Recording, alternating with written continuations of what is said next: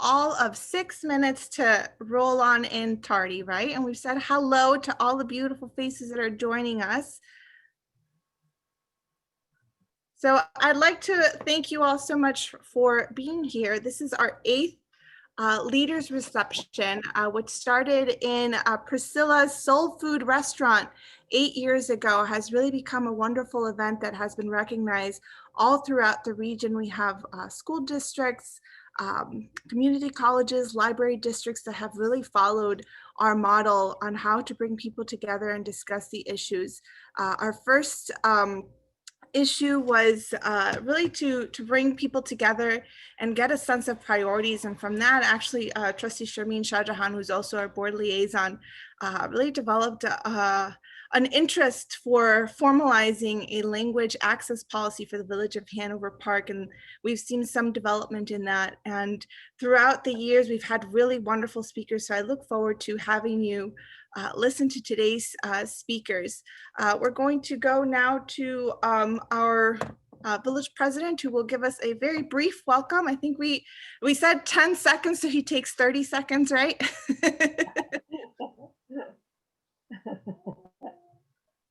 You're muted. Sorry. Yeah, I may take a minute and a half, but like that's the trick. You got to tell them 30, and then they take a minute and a half. Take notes, guys.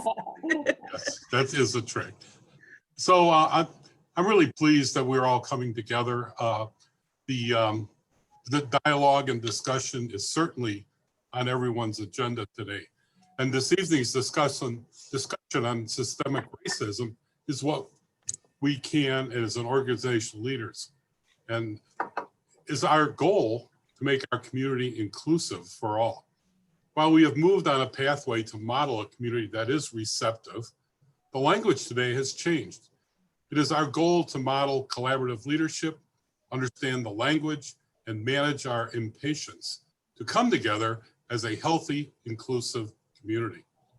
I've shared virtual time with Leon T. Andrews at a recent National League of City Transportation Infrastructure Committee.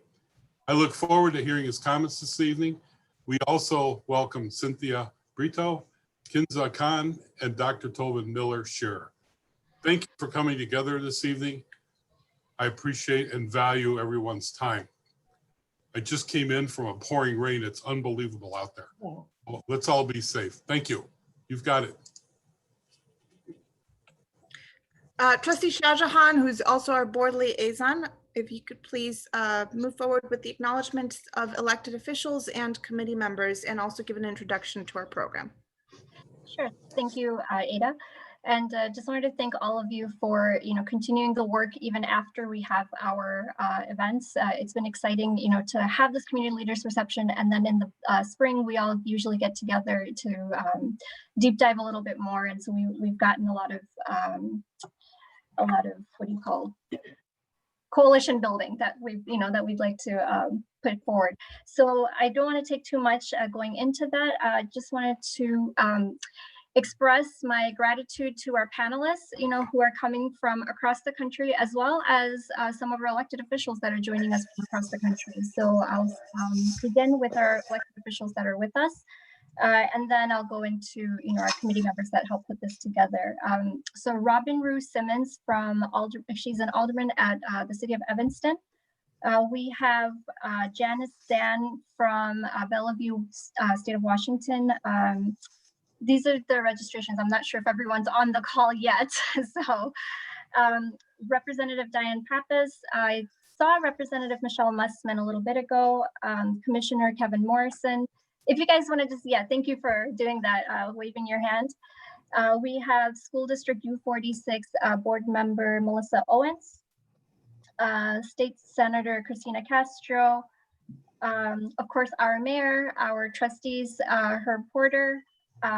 We have our trustee Lisa Gutierrez, our village clerk Ada Corral Sepulveda, and two of our superintendents, Tony Sanders from U46 and Omar Castillo from School District 20. I believe I caught everyone. If not, throw it in the chat. Commissioner Morrison is also joining us today. I mentioned him, yeah. Ah, okay. Yeah, and so also our committee members, Gurmeet Singh, we have Ada again, Dennis Hafran, we have Ray Alvarez, Grace Khan, Victoria Akinde, our honorary member Adelita Zaire. We have, and then also Barry Kurtz, who is our staff liaison, and he helped us put it together. We also have DuPage County.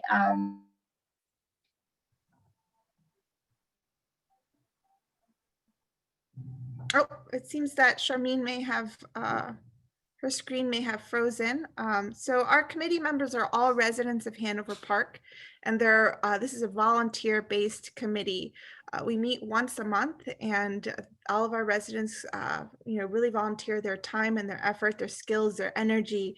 It's really pushing forward wonderful initiatives. This is one of our few highlight events. We have our stakeholders meeting in the spring, as Charmaine mentioned earlier, where we invite you to come back and really flesh out a lot of the information that we go over today and we learn. And then we kind of, have it in a setting where you break it down and work with one another, and it's more of a workshop setting. For today, it's a little bit more of a lecture setting where we learn from our experts in these areas. So we're very pleased to have our panel discussion. I think I may have completely lost Charmaine.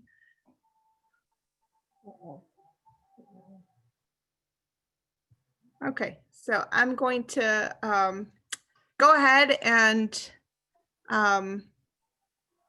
introduce our panelists. We have Leanne Andrews from the National League of Cities, Cindy Brito, who is with us as well. She's a local leader from Oak Park. Tobin Shearer, am I saying that correctly, Tobin? Yes, Tobin Shearer.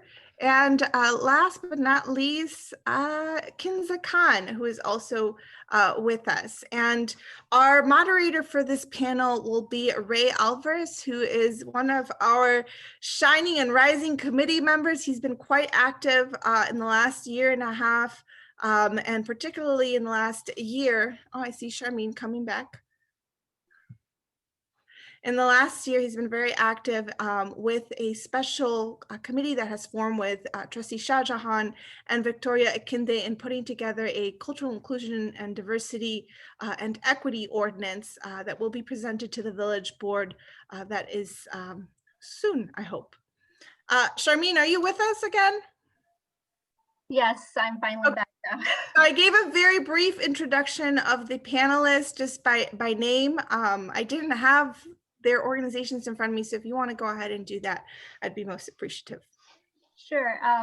For Leonti Andrews Jr., he's with the National League of Cities. He's the Director for Race, Equity, and Leadership.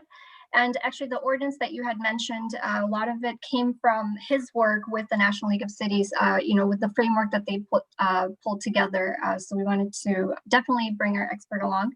We have Kenza Khan, who is an attorney, and she works, she's with the Interfaith Youth Corps, who's, they've basically gone through training and everything to work with others to have discussion about this very topic. And she's also worked with the Inner City Muslim Action Network and some of these other organizations within Chicago. So we have that grassroots organization perspective from Kenza. Thank you for being here. We have Cindy, where are you? I don't see you on there. She's there. She's here somewhere. She's at Oak Park, I believe. She's a community organizer, and she's helped to bring the youth together to highlight issues related to immigrants, racial justice, as well as some of the work with the youth. I'm actually going to post the bios in the chat, and then we have one more. Who is it? Where are you? Tobin, where are you? I'm right here. There you are. Okay. It's hard to find. Dr. Tobin, I apologize, I didn't catch your last name, Shurier.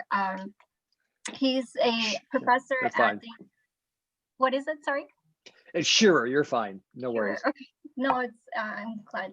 So he's actually joining us from Montana. He's with the University of Montana. He's a professor of history and director of African American Studies there. So I believe that's a very, very brief introduction to the amazing work that they've done, and we hope to hear more of their work as we move along with the conversation. So with that, I'll hand it over to Ray to begin the discussion. And in the meantime, I will have the bios in the chat, as I had mentioned, and then we're also going to do a poll of all of you that are with us, just to get a sense of where you are in this discussion within your own organization, so we know how to have how to move along this conversation. And then I think at the end we'll have another poll to kind of get a sense of your next steps, so that we can kind of work together for all of us to move forward in this journey together. So with that.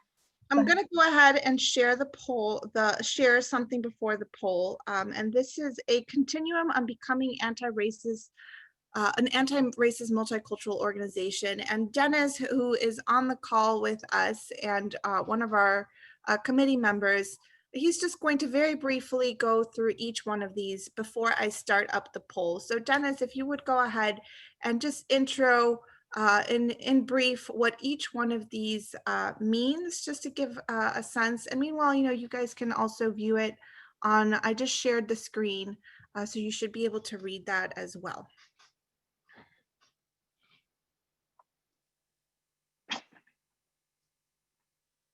Are you on, Dennis? All right, I'm going to get us started, and Dennis, if you can follow on the next one. So the idea, oh, there you are. Okay, now we have here incidentally, I have to say, because it's not written here, we have the use of this provided that nobody copies it. It's copyrighted by Crossroads Ministry, and while it doesn't appear on the form, it's not for copyright.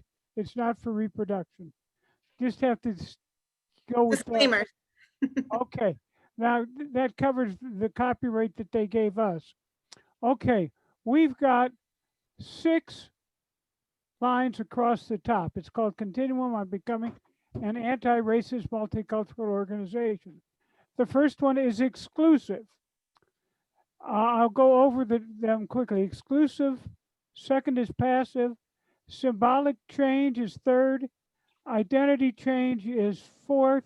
Structural change is fifth, and fully inclusion and anti-racist multicultural organization. The exclusive thing says, we don't want you. You are viewed as a problem. You are not part of our organization, and we don't want you there. Passive is, oh, we'll tolerate you, but it has to be under controlled circumstances with you behaving the way we want you to be.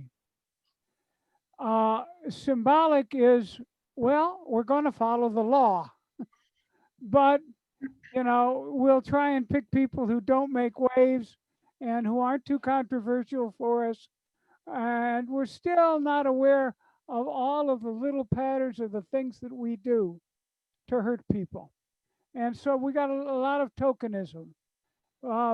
Fourth is identity change. And that is, you really believe that you are going to be a changed organization, and you begin to develop the policies and procedures that you need to become a changed organization. And everybody, that's a broad category, but sometimes the structures and the culture and stuff have not yet fully evolved. Finally, we come to a transforming institution, and that is a structural change, and that is that they are what they say they are, and being inclusive.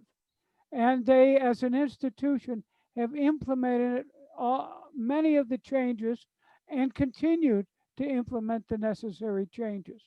The final one, sixth, is not only are they an inclusive organization, but they are the kind of organization that reaches out to push other organizations with sub-organizations to being inclusive.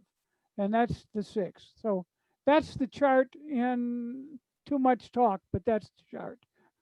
Thank you so much, Dennis. So as we start to engage on this reception's topics of coalition building, allyship, and dismantling racism, what I'd like to ask you to do is just do a very quick assessment on where you stand, where your organization stands, or your community stands, whichever you're representing, on that continuing on becoming anti-racist for your multicultural organization.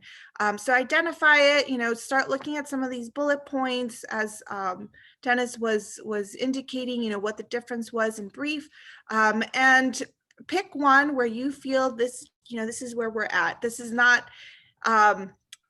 we're going to ask you to answer on the poll, and the poll will be anonymous. So don't worry about having your answer become public. Yes, Dennis. Just one thing to mention. These things are sometimes you can be different things for different subgroups, but just sort of pick an average. Okay. Okay. So I'm going to give you guys countdown of 5, 4, 3, 2, 1, and pick one. I'm going to stop sharing the screen, and now we will go to our polls.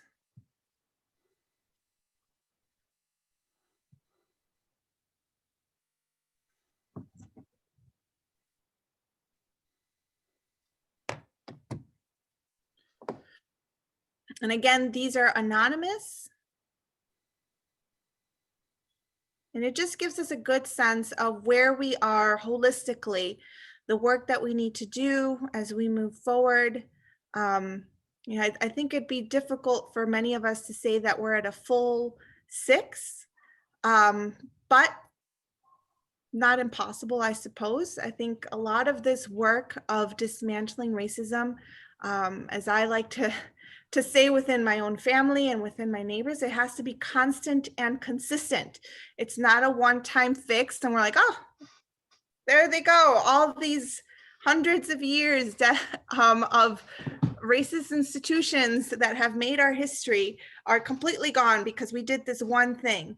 No, it has to be constant and consistent, that we have to self-reflect within ourselves, within our families, within our neighborhoods, our communities, the organizations and institutions that we belong to. Okay, so we're at 80%. I'm going to give you guys 30 more seconds.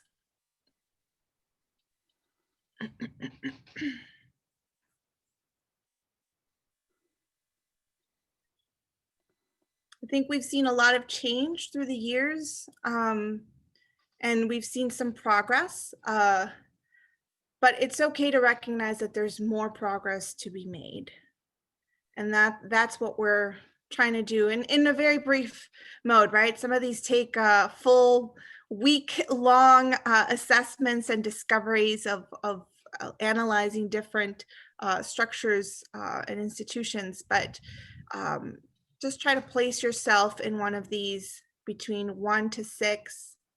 We have, okay, a good number of all right, a few of you are viewing the questions, so I'm going to give you a couple more seconds. And I'm going to end the polling in 15 seconds.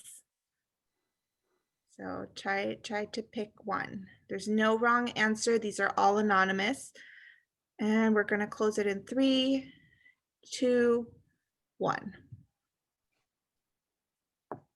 Okay. So here we are with the majority of us. And can you guys, oh wait, I can see them. Can you see them now? Okay.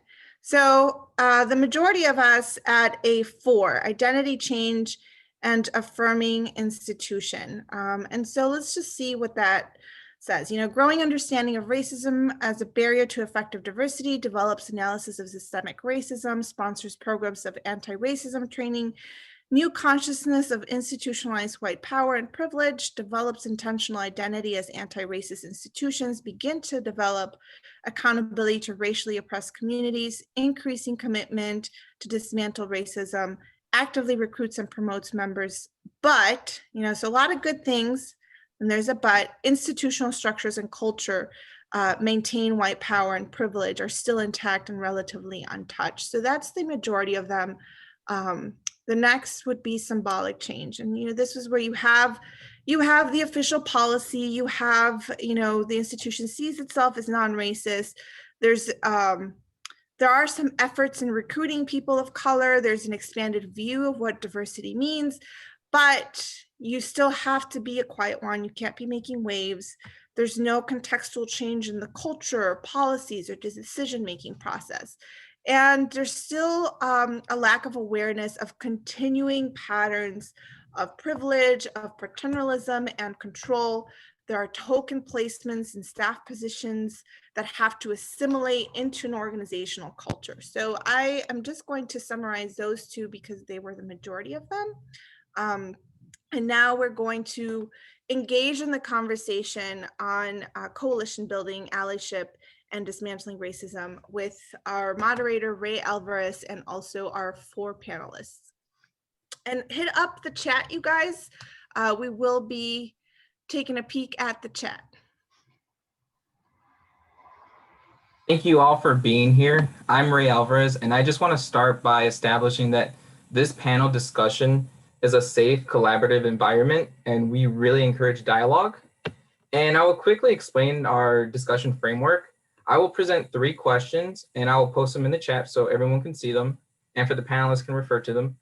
Question 1 will primarily go to Leon Andrews, and we will have a 1-minute reflection from the other panelists. And then for question 2 and 3, we would like to keep the time to 5 minutes for each panelist, but please engage with each other. We really encourage that. So I will direct the first question to Leon Andrews. Hello, Leon Andrews. Please start our discussion by responding to the first question. What is systemic racism, and what does it mean to dismantle it? Thanks, Ray, for the question. Can you guys hear me? Yes. Great. Well, first, let me just say thank you for the invitation to be with you guys. I'm here in Washington, D.C. Just came home, and it's nice to be able to be connected to your community that as you guys are leaning into this space and having this conversation. So just appreciate being welcomed and just express my gratitude for allowing me to be in your space. So it's a big question that Ray is asking. I'll do my best in the time that I have to try to answer the question. As a way of teeing up, there's a lot of ways that I would want to answer it, but I feel like for the sake of this space, it might be helpful just to name it and to allow folks to be able to sit with it.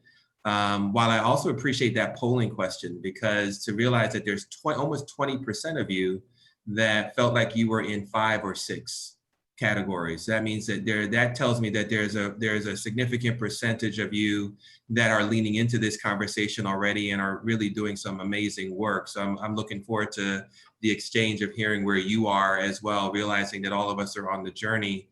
Many of us in that category 3 and 4, which is what was read earlier. So I want to start first as we talk about racism. It's important to understand that people call out racism and understand racism in varying different ways. Typically, when we start talking about racism, the general default when we talk about racism is to think about it at an individual level, which is thinking about individual acts of racism.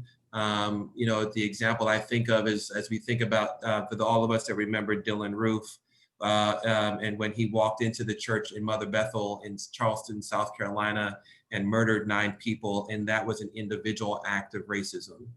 It's a prejudgment, right? It's a discrimination by an individual based on race.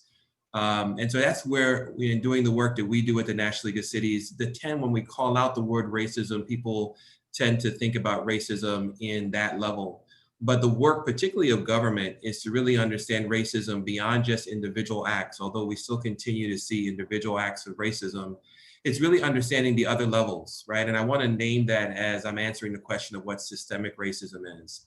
So understanding individual racism as individual acts, it's important to understand what institutional racism is, right? Institutional racism is usually, we define that as talking about one institution, one organization where there are policies, practices, and procedures that have benefited white people over Black, Indigenous, and people of color. One institution. We're defining what that is. It's looking at our policy, and as we look at our policy, many times those policies, procedures happened intentionally in our history, as we think about redlining or thinking about racial covenants or thinking about transportation policies. It's happened in one institution that have benefited white people over our Black, Indigenous, and people of color. And now when we look at institutional racism, many times we're talking about it happening unintentionally and inadvertently in one institution. So that's a term that other people use, institutional racism, talking about one institution. Structural racism is acknowledging that it didn't just happen in one institution, it has happened in all of our institutions. We have designed policies, practices, and procedures, not just in one institution, but in all of our institutions that have benefited white people over our Black, Indigenous, and people of color. And so when we understand the levels of racism, it's understanding racism at the individual level, those individual acts, the institutional level, that it's happened in one institution, but then structural happening in all of our institutions.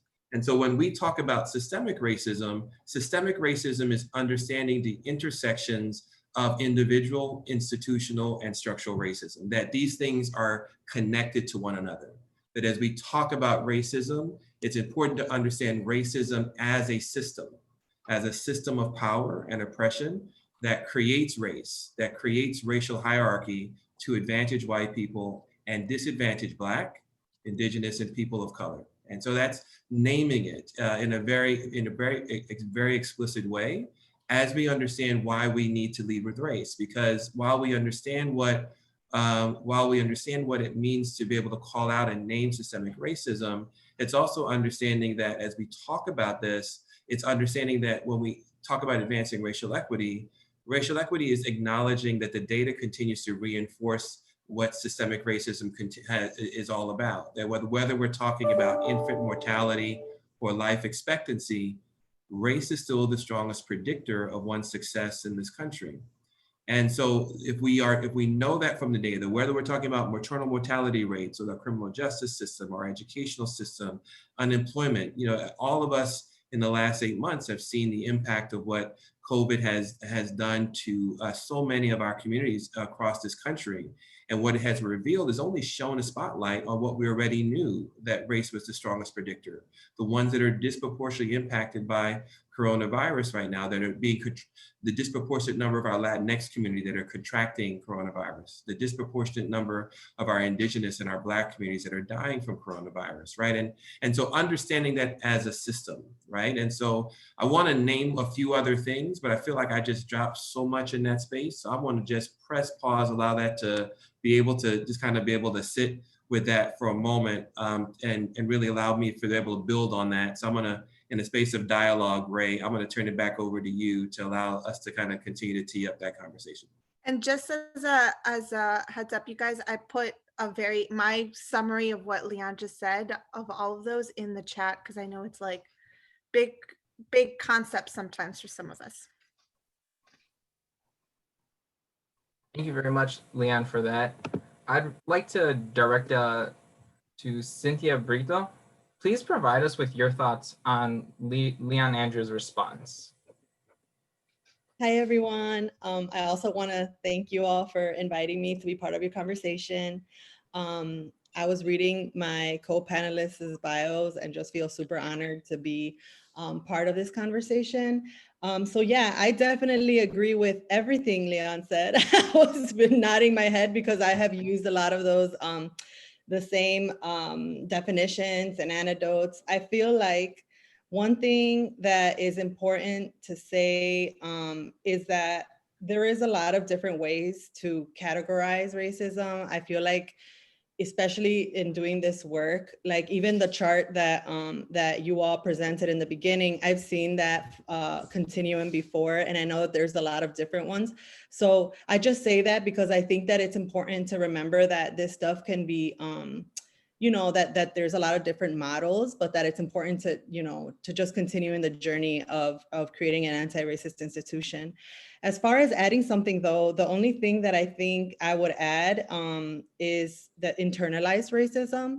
So you mentioned personally mediated or, individual racism and institutionalized systemic racism. And I feel like there's another level that I bring up a lot as well, and that's internalized racism. And what that means are things like colorism. For example, even within communities of color, there's a lot of ideals of beauty, for example, that we hold that are sometimes tied to white supremacy, that are internalized views of racism, or we internalize that racism in different ways. So I think that it's important to kind of recognize that even people of color can internalize different behaviors that are stem and are at the core, from racism and white supremacy.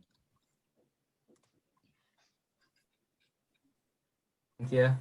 Kenza Khan, would you please share your thoughts on the past two responses? Sure. Can you hear me? Yes. Great.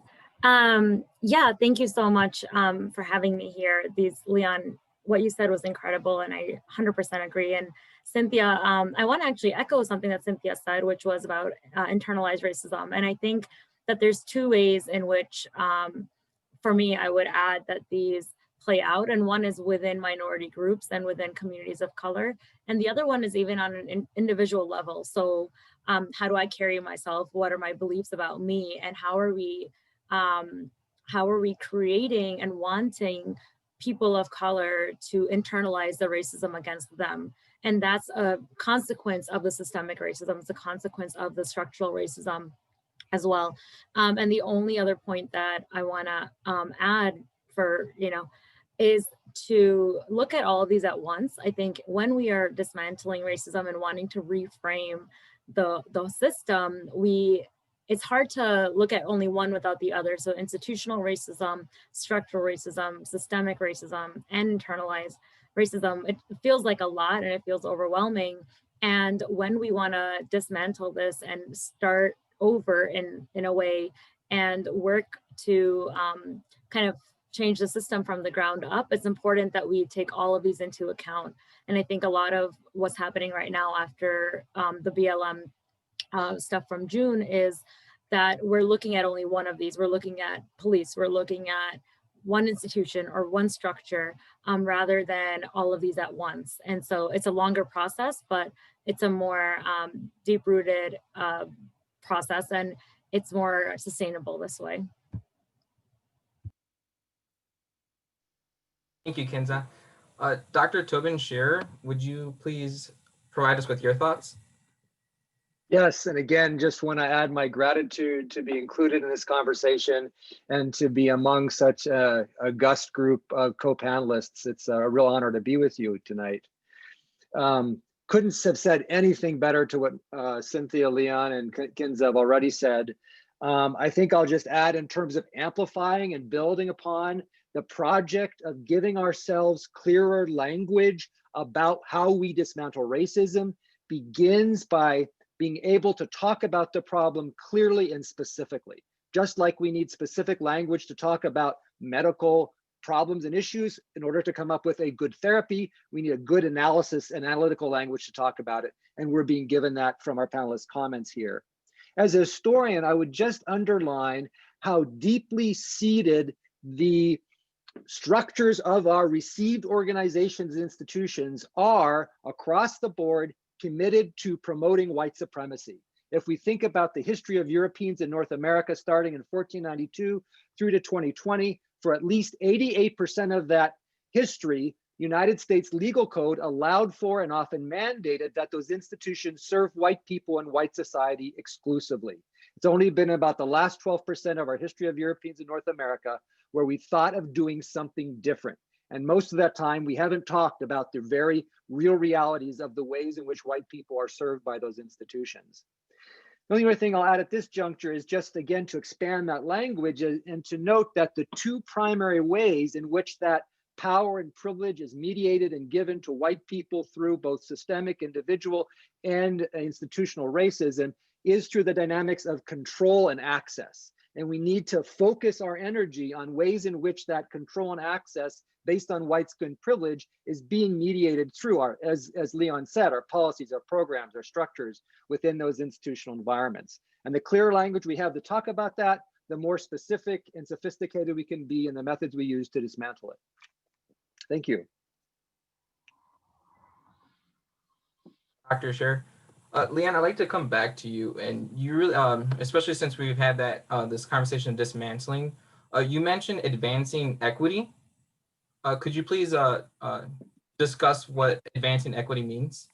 Yeah, thank you for asking that follow-up question. And again, I appreciate listening to my panelists and very excited about where this conversation will go this evening. And for me, as I think about advancing equity, it's being very clear about what being more clear, I think more explicitly of what it means to advance racial equity. What does that mean? And so I think it's important to start with the data question, right? So if we know that race is still the strongest predictor of one's success, right? Whether we're talking about infant mortality, again, to life expectancy, I just kind of keep reinforcing messaging to that point about what Tobin is saying, right? We need to be very clear about messaging, right? So if we know that race is still the strongest predictor of one's success, controlling for everything else, there's so many studies that continue to reinforce that. What is racial equity? That's really the first from a definitional standpoint. And so for me, just language-wise, racial equity is closing the gaps where race is no longer predicting one's success while also improving outcomes for everyone. Both are important in a definition. If we know race is still the strongest predictor of one's success in this country, we don't want to see that in this country. So we want to close the gaps where race is no longer predicting one's success, while we still also want to see outcomes improve for everybody. And so I say that because I think about my work. I've been at the National League of Cities for 15 years. Prior to me leading our racial equity work, I used to lead all of our youth development work.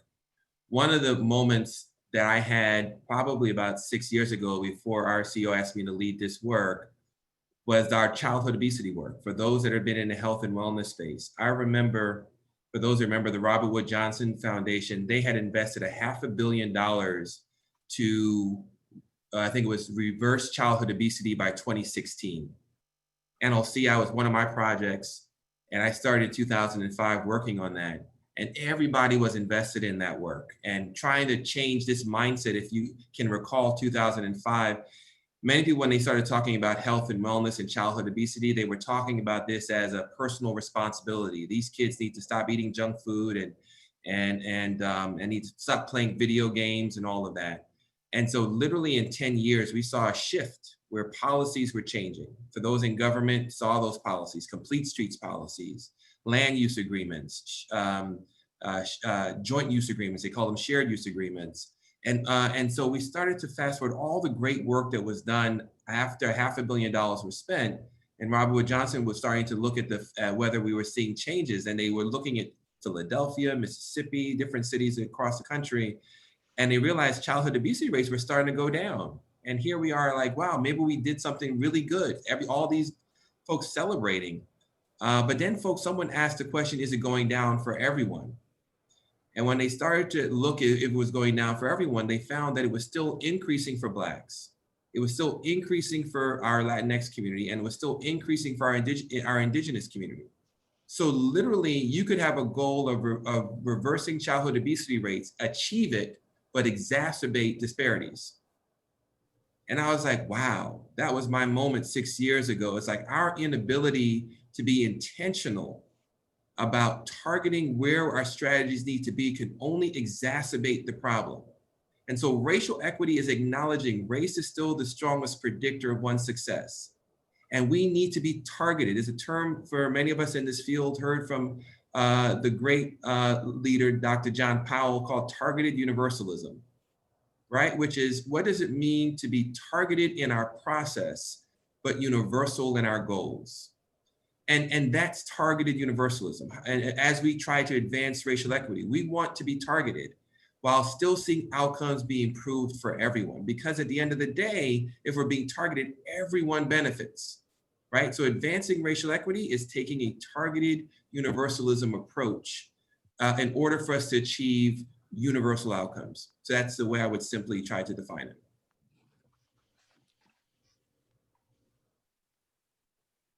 Thank you for that. And you really provided a great transition into our second question. And I will direct this to Kenza. What are some challenges in promoting structural change such as an organization? So it's a big question. So I'll start and then I'll let my co-panelists continue the conversation. And so thank you, Leon. I really like what you were saying. And I think the targeted universalism is a big vision. And that's the focus that needs to be there. Some of the challenges in promoting structural change that I'm seeing from my work has been the lack of enforcement and follow through after the topic becomes trendy. So often nowadays it's trendy to have, to create a diversity and inclusion team. It's trendy to do these things. And it can be so great that something, it's horrible, the events that happened, in order for us to kind of awaken to the needs that we have. And it can be so great to have a reminder that we need change, that has gotten really bad. And unfortunately, it has to get really bad sometimes in order for people to wake up. But it would be a shame for us to wake up, but then after the topic is done being trendy, to let that energy go away. So the biggest challenge in promoting structural change, from what I've seen, is the excitement around it without the plan to sustain it long term. So there needs to be long-term solutions. There needs to be a system in place that within organizations that ensure the longevity of whatever intention is coming out right now. And the excitement is great. The excitement, the enthusiasm, the intentionality is wonderful. The intention, I think, needs to be stronger. And so the challenge is often that. Another challenge that I'm thinking about is not having everyone's buy-in. So structural change, like we talked about, is in all institutions. So it's difficult when there are some branches or some institutions, or let's say even within one organization, some departments moving forward on certain values, on a certain intention, without having the buy-in of the others, because it's one of those things when it's systemic, that means, and structural, there's a lot going on at once. I think of it like a parallel trains. There's not just one train, there's multiple trains that need to continue moving forward. And in a society perspective, for example, that's education, housing, legal access, medical access, there's a lot of things going on at once. And the other challenge in promoting structural change, from what I've seen, is like the compliance organization that we saw on the sheet. And so I kind of already talked about that a little bit with the tokenism. We mentioned that as well already in this conversation. And often having the intention, but not enforcement of the intention, or not enforcement of kind of the expectations that were set out in the beginning. So oftentimes, even though, for example, an organization can get the intention, they'll create the committee, there still continues to be, for example, microaggressions in the workplace, or there continues to be these behaviors that are allowed or enabled because they're not stopped. So passive enabling of it is also a challenge that I've seen. I'm sure others will have a lot to add, but I'll stop there. Yeah, I'm going to interject because I think that passive enabling component is very important for us to keep in mind, because it can be very challenging. As you're seeing something happen, it feels uncomfortable, and it feels uncomfortable, particularly in power structures and power dynamics, where you see people in leadership positions that are doing it, and you're just like, well, maybe he didn't mean it like that, or, oh, that's just because he's from a different generation. So could you share, Cindy, I'm going to pitch over to you, how you've dealt with that in really, taking that passiveness and calling it out. Because I think sometimes, as much as we need to acknowledge it and know how to identify it, we also have to learn how to say, I don't know how many of you women, but after the vice presidential debates, wrote down, "Excuse me, I'm speaking," on a notebook. And that has, I mean, I literally have it here from one of my meetings. My toddler scribbled on it, "Excuse me, I'm speaking," because you have to practice it. So what have been some strategies that you've put into practice to really stop that passiveness? So I'm gonna say a couple of things just because I feel like this always happened, but as I hear y'all talk, like I have a million thoughts that I want to contribute to the discussion. But to answer that question specifically, I feel like in the very beginning of this dialogue, we talked about being a safe space, right? And I feel like it's important, like one of the biggest things that's important to do is kind of like always have norms. And I'm glad that you all kind of started to establish that here for this virtual space, right? So community norms that you all agree on that address and center different power in your identities, and also have something, a mechanism of calling out, right? So like if one of your norms is like, you know, oops, ouch is one of the most popular ones that people use. You know, oops means that if somebody says something that may be an unconscious microaggression, right? You say, ouch, if that like made you feel some type of way, and then like you stop the conversation and take care of that, right? Or you can say, if you say something and then realize, damn, I shouldn't have said that, you say, oops, right? And then you still stop and kind of have that conversation. Super hard. Like I actually have something coming up with another group, because it's so hard for folks to actually even do that, because we're so uncomfortable in our communities with conflict and with confrontation and with like just making the room feel uncomfortable.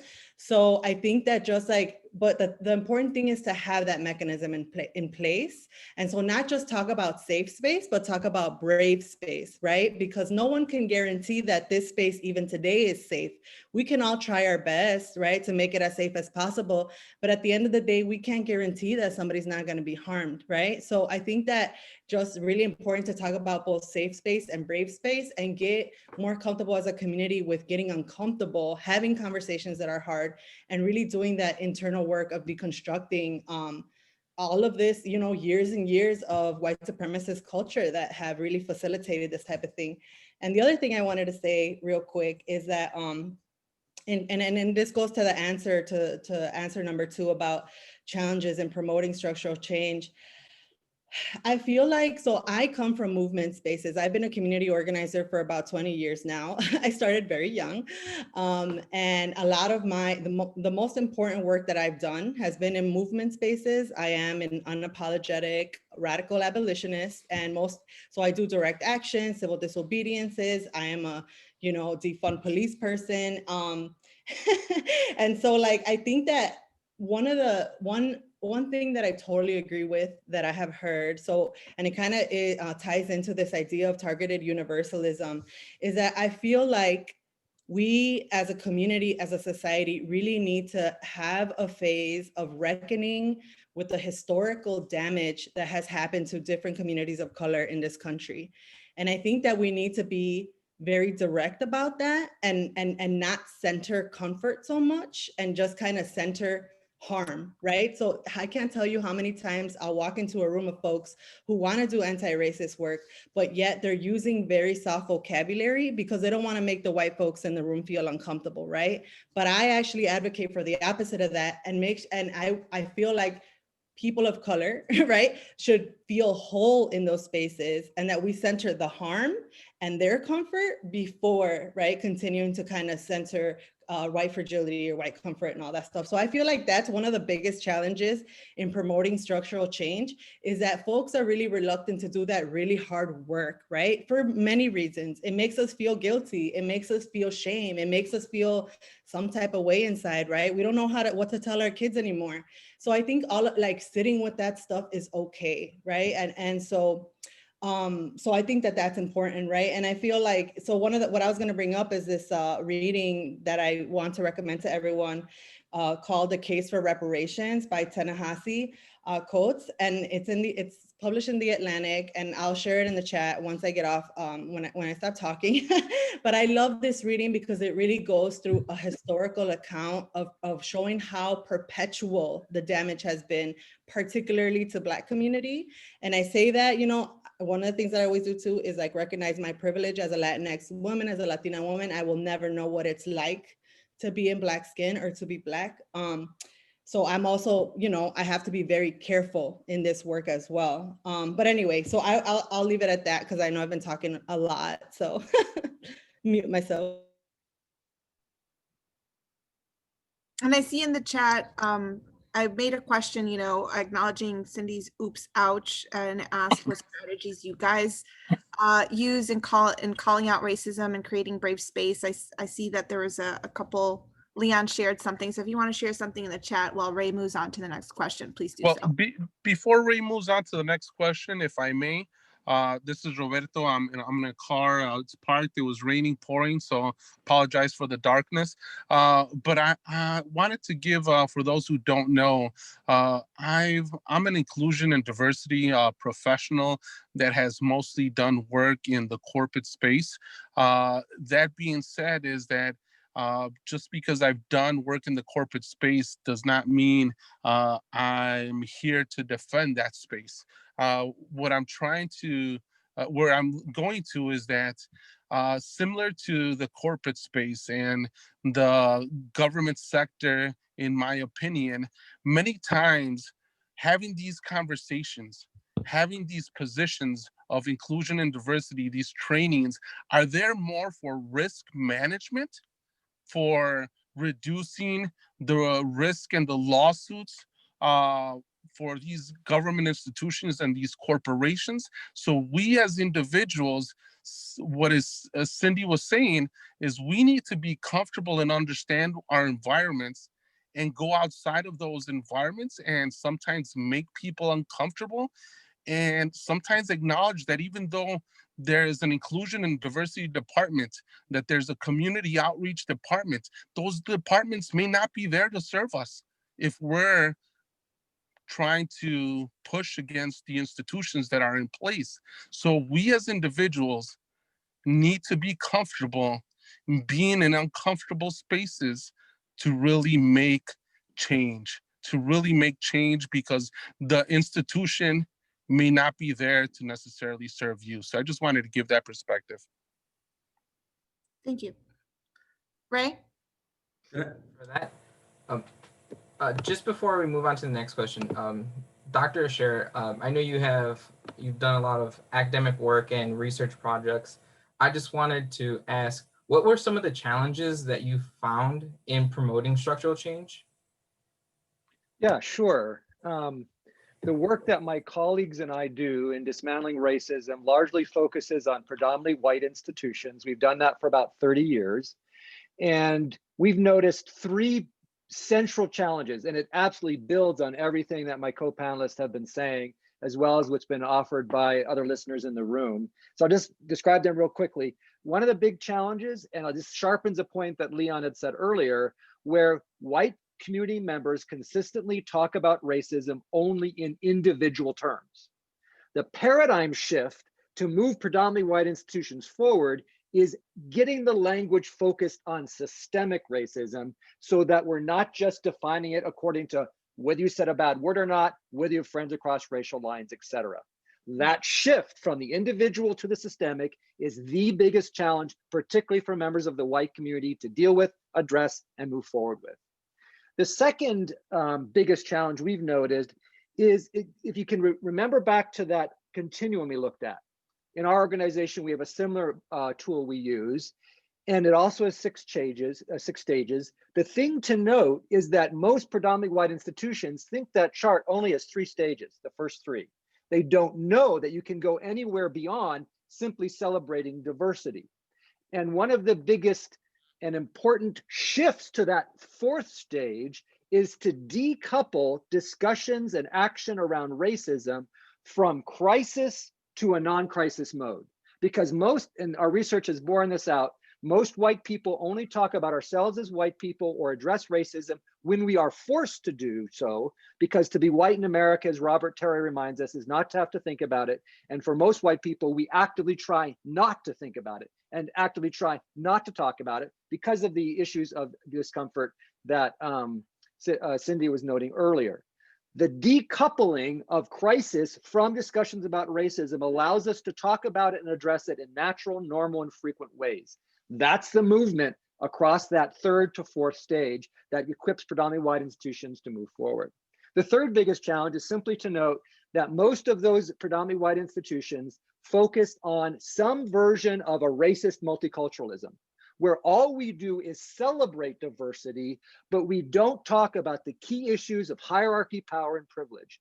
I've been speaking to a lot of educators lately on these topics, and the biggest thing I've said to them is, stop just talking about multicultural diversity as something to celebrate with your students. Start equipping them at a very young age to start talking about, addressing, and take action to dismantle issues of hierarchy, power, and privilege.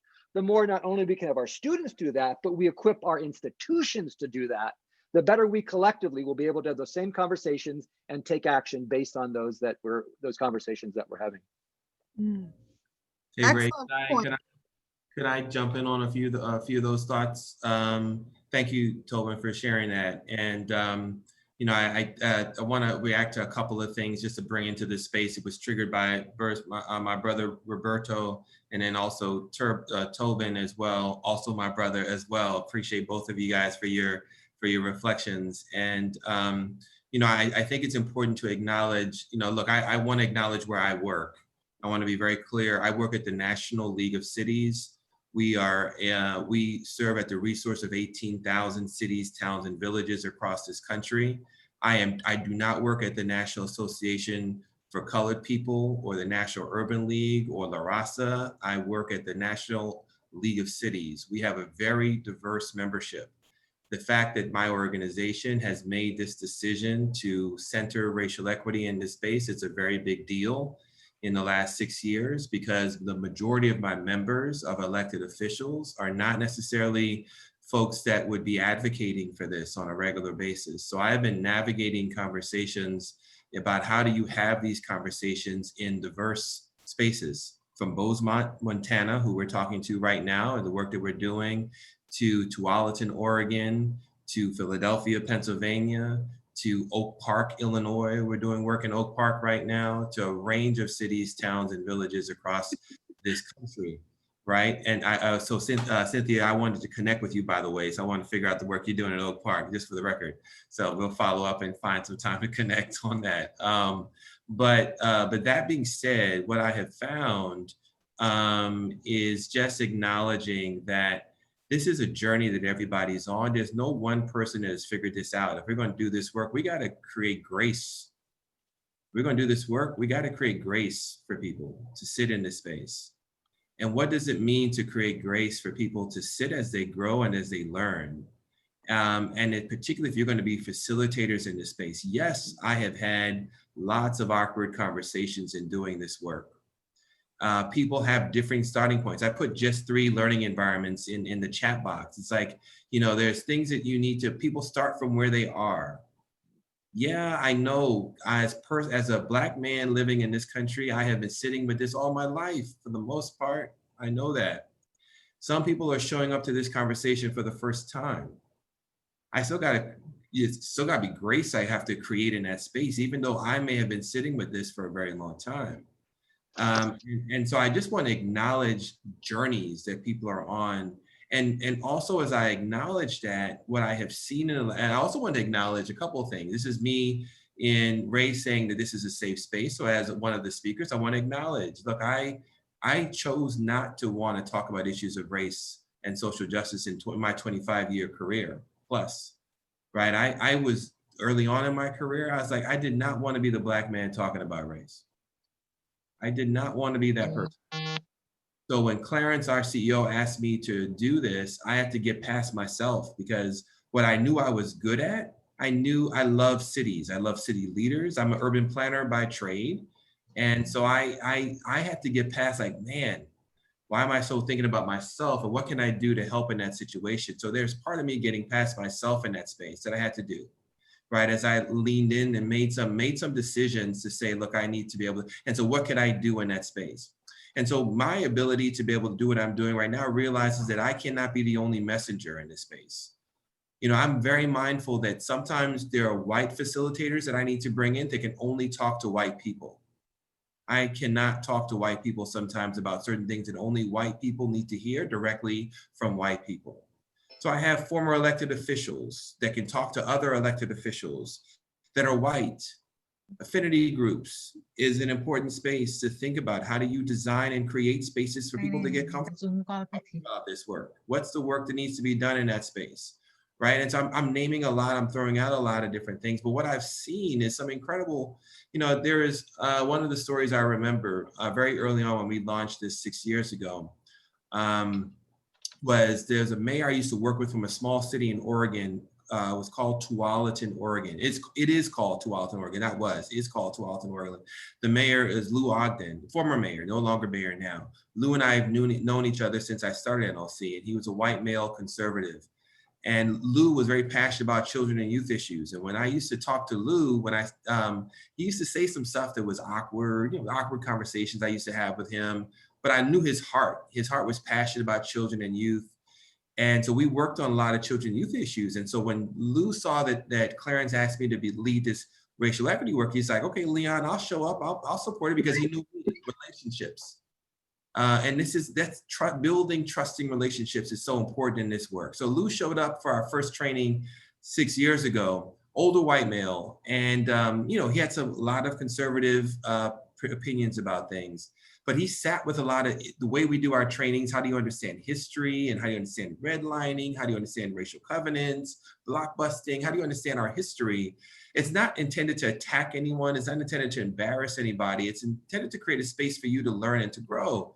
And so I saw Lou go through this space, and he also served on our board. So he left this 4-hour training, which is one of our more shorter trainings. And then he went into the board meeting, and they started talking about tax-free municipal bonds and whether we should be supporting tax-free municipal bonds during the board meeting. And here was Lou raising his hand for going through one training. And he's like, look, I think NLC should support tax-free municipal bonds. But he's like, you know what? This feels to me like a form of institutional racism.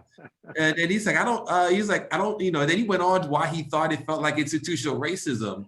And he left our board meeting. He went to our small cities council. He brought up institutional racism again. He went to our youth education and families council, brought up institutional racism. So we were one of our first trainings, and everyone's like, who is this guy talking about, white guy talking about institutional racism?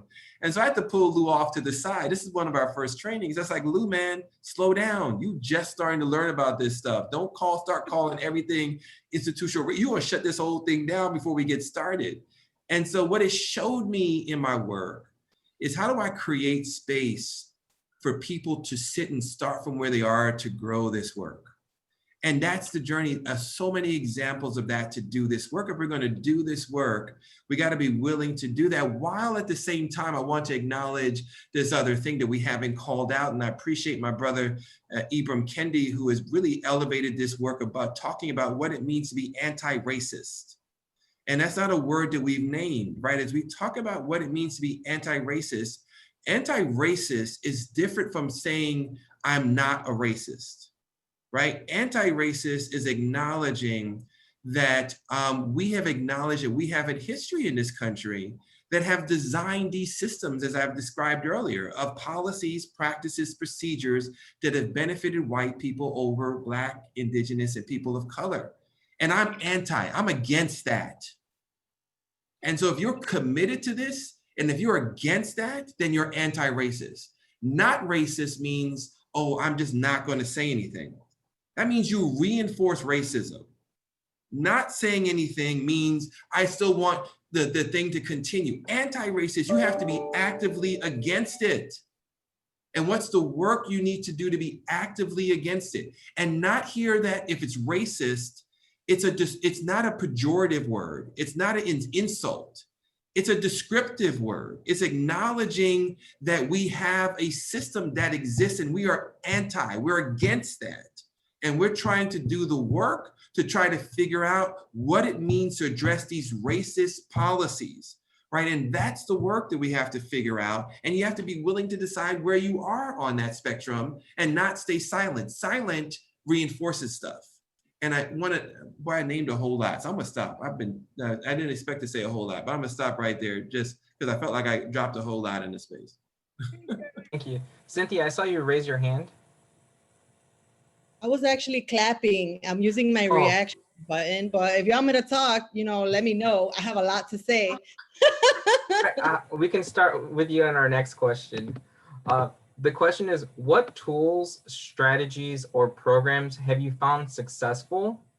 And the second part of this is, and what measurements have you used to track progress in creating equitable communities? Okay, so I actually, wow, that's such a loaded question, I want to say. And I started a list and I just gave up on my list because it was like too long. What I will say though is that one of the most effective tools that I have used as an organizer, and it's interesting because I'm also, I'm a third-year PhD student in urban planning and policy, and also work with youth. So we have a lot of intersections, you and I, Andrews. Anyway, I think that one of the tools, my favorite tool actually to use, is the framework of abolition. I know that word is a word that makes a lot of people feel very scared or very confused because it's a loaded word, right? But abolition has been something that I have used a lot in workshops and as a framework. And it basically means that you look for alternatives to punishment and imprisonment, right? So like, not only are we here talking about like anti-racism and white supremacy, but how do we radically imagine a society that has different structures, institutions that are based on affirming, right? Affirming values rather than those of punishment and imprisonment.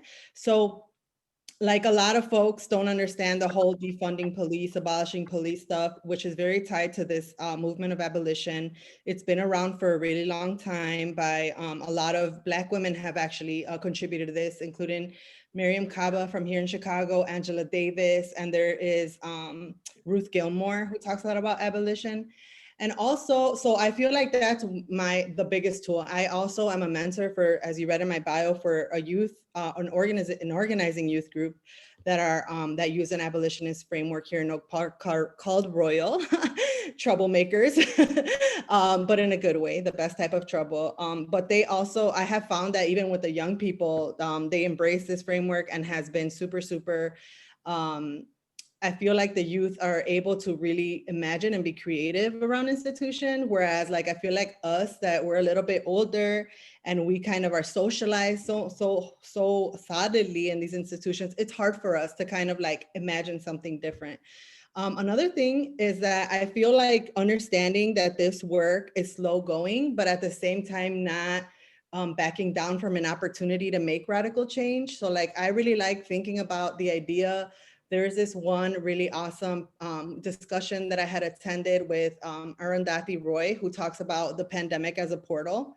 And she talks about how it took a lot of decisions over many, many, many years, so she calls it stitching, right? So if you think of a quilt, like, it's been so many stitches, right? That have contributed and created all of these institutions, right? That uphold systemic racism. So when we look at how to kind of oppose them and work towards change, we have to kind of visualize unstitching, right? Like understand that the unstitching, it's going to be incremental, but at the same time, again, not backing down from radical change. So we know, like, for example, Evanston has already implemented a policy that includes reparations, where that word like really scares a lot of villages, a lot of cities, but that work is doable, right? So like, how do we kind of hold both in the same space? And kind of do that. Also the affinity groups, which I know were mentioned already. Also understanding that this work affects us all. I feel like one of the biggest things that when I walk into a room is that a lot of white folks kind of don't understand that this like racism is a social ill that really gets to the soul of all of us, right? And I feel like understanding that our oppression, our lives, our journeys are all interconnected, is another strategy that's super useful, because we don't want to kind of silo. Even though I think affinity groups are super needed and those spaces and conversations should be protected, because like there are things that can only be said with folks that share an identity. I think we should also really talk about establishing intersectionality, right? Like how do our not play oppression Olympics with each other as people of color and other identities, but where do we intersect, right? In our experiences. I have a ton more, but I'm gonna stop there so we can let some other folks chime in. Sure, please share your thoughts. And the question again is, what tools, strategies, or programs have you found successful? And what measurements, and I'm going to stress measurements because we put a lot of thought into this question and try to make it as succinct as possible. But measurements to track progress and creating equitable communities. So if you could maybe stress a little bit on the measurements on tracking progress, that would be helpful. And I'm going to give it over to Leon and then Tobin, if you would be brief in your summary. Yeah, it's a great question. I'll answer the question by first starting, when we do this work, we recognize how important, in order to be able to measure, folks have to be comfortable talking about race. And that's an important starting point. How do you understand what racial equity is, particularly working in local government? So a lot of our work that we do with local government is about normalizing a conversation about race, because it's one that people avoid, right? And it's one that's very uncomfortable. So that space of measuring starts with the work you need to do to normalize. So we spend a lot of time working with city government to learn how to normalize the conversation, understanding history, some of the things that we're talking about now, understanding shared language, et cetera. Now, you're asking about tools, and so I do want to just share, when we have created a root cause analysis guide, a tool for helping city leaders as they get comfortable talking about race.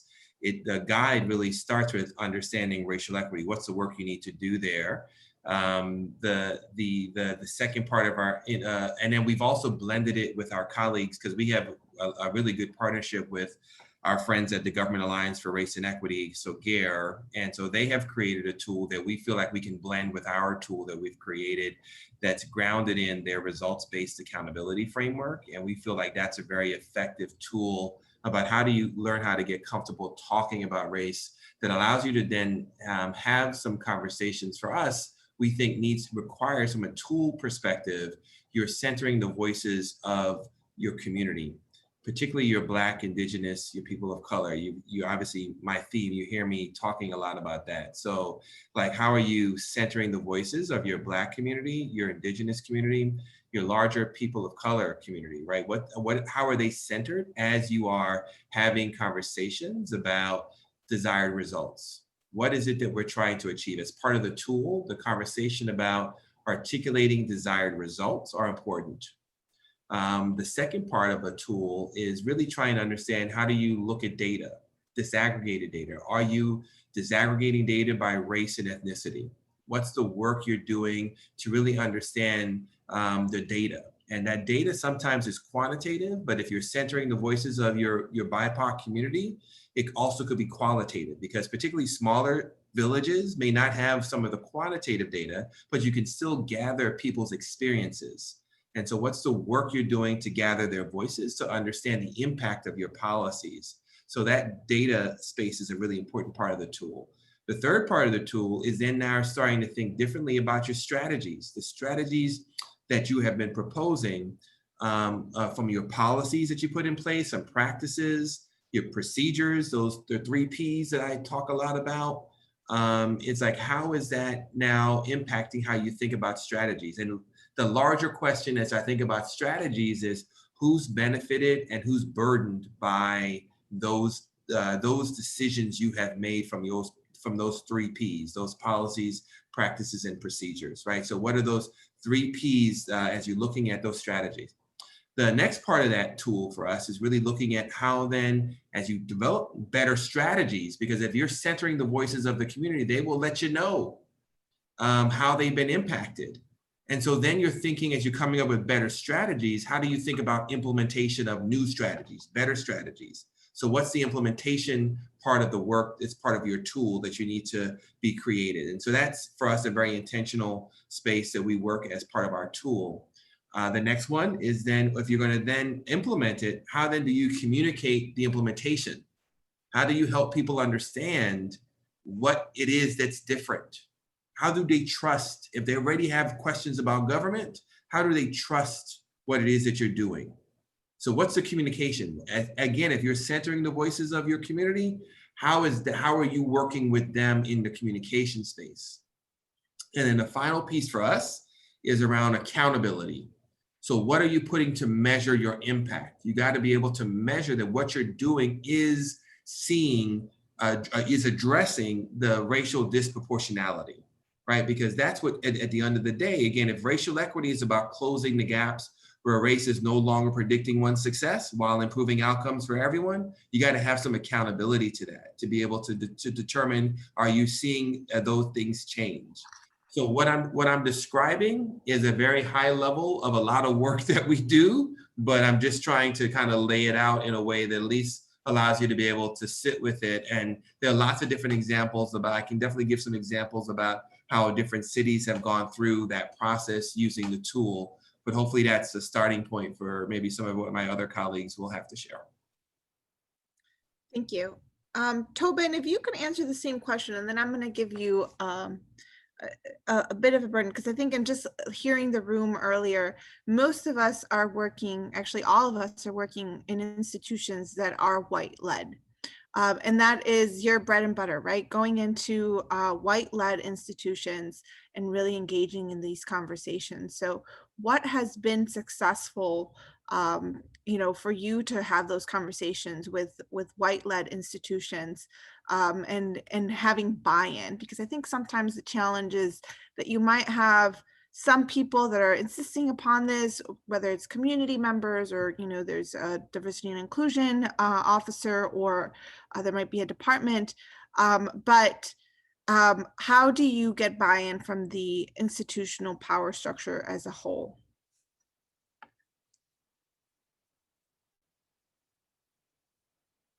Oh, hold on, you're on mute. There we go. Sorry about that. Thank you. As keywords to reiterate what my colleagues have already said, I simply will re-emphasize the importance of accountability to the BIPOC community and how that's expressed, absolutely essential. Assessment of data, absolutely essential. And adding to that, in terms of tools, we use the practice of anti-racism audits, where we are putting best practices in place. Just like you, for a financial audit, you have outside people who are not beholden to the institution to come in and assess all levels of the institution and help you identify your blind spots and move forward. That's a powerful tool. We use that, we do that, we've seen change come from that. Short phrase, you have to know where you are to figure out where you need to go. Audits can be a tool for that. We also do, we haven't spoke about this specifically, but we pay a lot of attention to budget appropriation.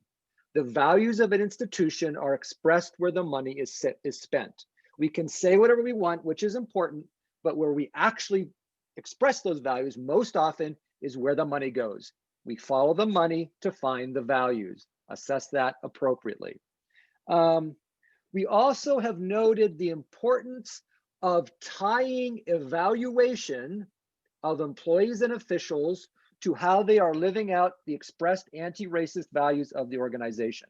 So that's part of annual cycles. Have you done what you said you would to make this institution not one that's just serving white folk?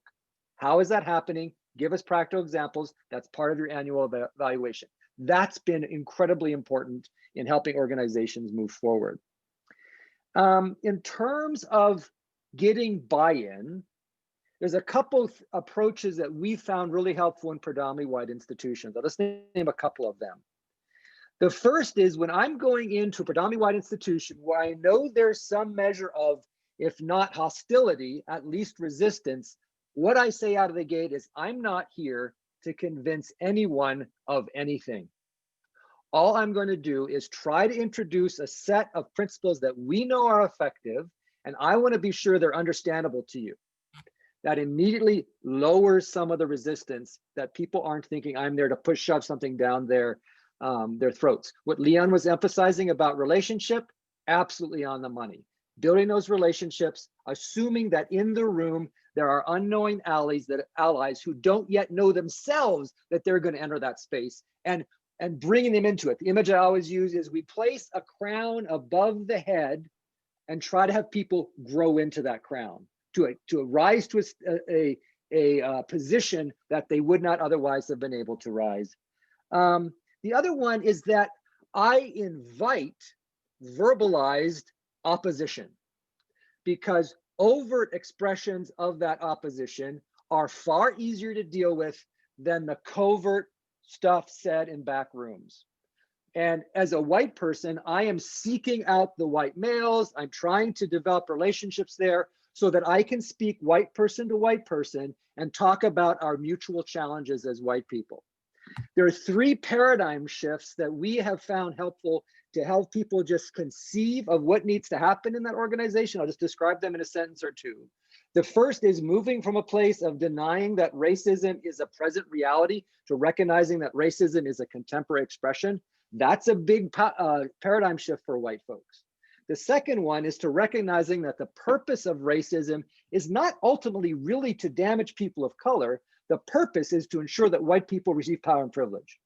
And as long as that's the focus, that's a huge shift for white people, because then we're having to work at finding ways to help institutions not do that thing.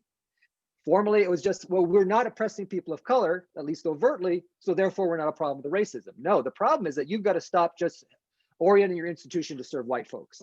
That's a second paradigm shift. And the third one has again been suggested by my colleagues, that we need to move from a position of assuming that the provision of power and privilege for us as white folks doesn't shape us, to recognizing that the provision of power and privilege shapes us as white people in ways that are also negative to us. Also receiving all kinds of power, but it gives us an inflated sense of self-ego. It gives us the inability to enter relationships across racial lines. It also has deleterious effects, even as it is providing that power and privilege. Those 3 paradigm shifts, just having that framework, helps people have a language to talk about where their organization needs to go. So again, just building on these great comments that my colleagues have already offered. If I could add something to that commentary. For one, I want to just thank all the panelists and thank the organizers. Cleric, Trustee, this has been an incredible conversation. But yeah, Dr. Scherer, you had mentioned, how you can incorporate this into budgets. And, I'm very fortunate to be on a diverse board. President Preckwinkle of our county board has made equity and placed it at the forefront. I am an LGBT individual. I want to see a anti-racist and a equitable future. And so I created a commission my first days in office on how we could deal with equity, bias, and cultural competency in the county. Our first recommendation was in last year's budget, which was hiring an equity director. And I'm really excited about the budget we're going to be voting on in just over a week, which is now going to include $100 million of investments on equity over the next 2 years over the county. One of those is one of my main goals, which is implicit bias training for county staff, is part of that budget line, which I'm really happy about. And also working to make sure that we have broadband access, and making sure that all communities around Cook County have access to high-speed internet. And so there's a lot of great work that we're starting to incorporate into our budgets. And so I just wanted to connect that with what you were saying. Yeah, thanks. I'll just add a small caution, and with all the respect for all the great work you're doing, but we do have an emerging body of evidence showing that trainings just focusing on implicit bias that aren't connected to dismantling racism are really not effective. because that, particularly for white folks, it keeps it in an individual paradigm and doesn't go to the systemic paradigm. So just offer that as a caution, as something to think about as you sort of think about your training portfolio going forward. But thank you. I appreciate it. Thank you. I Yeah, was gonna- Go ahead, Cindy, please. No, I just wanted to like clap out loud because I totally agree with that. I feel like, and I guess there's something else that I wanted to say too, that I feel like one of the things that's super, super important when we talk about anti-racism work, especially as it relates to institutions, is I feel like we tend to do this work on the margins. So like we tend to hire that equity director, we tend to like create the race and equity committees, and they kind of exist in the peripheral, right, of institutions, or at the kind of like, you know, on the sidelines, right? And I feel like one of the things that I believe that is super, super important is that we need to bring these conversations and these values to the core, right? So we don't talk like at the core of every institution, we need to be anti-racist. So that doesn't mean that we don't need an equity director, because I feel like those positions are still beneficial, right? But I feel like it's a double-edged sword, right? Because a lot of times institutions will kind of check a box and say, hey, we have this committee or this task force or this equity director, therefore we're doing the work, right? And even like audits and assessments, I know that we talked about how audits and assessments are super important, but I've also seen like a lot of institutions and cities use like the need for audits, assessments, and evaluations in a cyclical way, where they continue to audit and evaluate and tell you the problem 1,000,001 ways, but never actually do the work of creating the action, of restructuring the budget, of actually implementing all the recommendations. So I feel like we have to be very cautious with the way those things kind of work. So those, yeah, I just wanted to add that real quick. Well, I know you're in Cook County, so I have to get you our report from our commission. But we are now checking off in this next budget 3 of the recommendations that the commission recommended, and it's not done. The book was like over 100 pages. But no, the work is not done. I could have spoke for like 20 minutes on all the things that we're doing. I just wanted to highlight 2 of them. Yeah, I find that one of the challenges, just to bring some of the points that Kevin just made, and Cindy and Tobin and Leanne as well. It is very hard work, not only because it's difficult to have these conversations, but a lot of us that are in government, you know, we're working in a culture where we have an assigned job description, and to step out of like our typical assignments and responding to X email and, you know, figuring out how to write this policy. I can share with you that over grants that we have received in the village of Hanover Park, and over the time that people have asked me to be a part of their, you know, focus groups or their strategic planning groups, or times where people have asked us, you know, Charmaine and I, to help them put together a framework when they come to one of these events and then they want to, you know, emulate it. The hardest part is going out and talking to your people, and you have to make the time to do it, and you have to build a sense of understanding with your community to be able to know how to do it. And to do that, you really have to incorporate representation within your own community, and not one that you're just like, oh, you know, we've got the token Latina and we've got the token Black person, but really empower those people to say, you know, this is what we need, and I know this community. And I think that can be very challenging. You just said something that made me go, and I wrote it down because I think some of us kind of get a little stuck on, you know, the purpose of racism is to hurt people of color. And that, I think, is a big core part of the problem, where people that they don't identify as racist are like, well, I'm not trying to hurt anyone. I love so-and-so. I have a friend that is such and such. I'm not trying to hurt someone. I am not a bad person. And the fact of the matter is, you know, myself as a Latina, I know I love people that have racist tendencies and pushing against those people that I love and telling them, no, you are going to push this evil out of your heart, and we're going to sit here and we're going to talk about it. And if you feel disrespected and if you're crying, that's okay. We will get through it, you know, and having that conversation and then having to have it again 6 months later or having to have it again 2 years later, we're like, nope. And they know it, they know it's coming. But having to have that conversation is so hard, where you're not asking people to, you know, to think of like how they're hurting someone else. So we're not running around lynching people, so to speak, hopefully, right? There's some challenges in some places.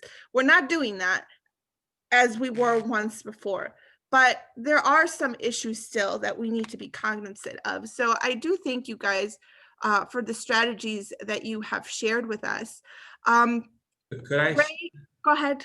Could I share just, I appreciate this a lot being named. I just want to name in this space a couple of things. I appreciate all of us calling out anti-racism, and I'm not sure how many folks on the call, everyone, just given the survey that you did initially, people may be in different spaces of understanding anti-racism, but, and I hope people are sitting with that and processing it.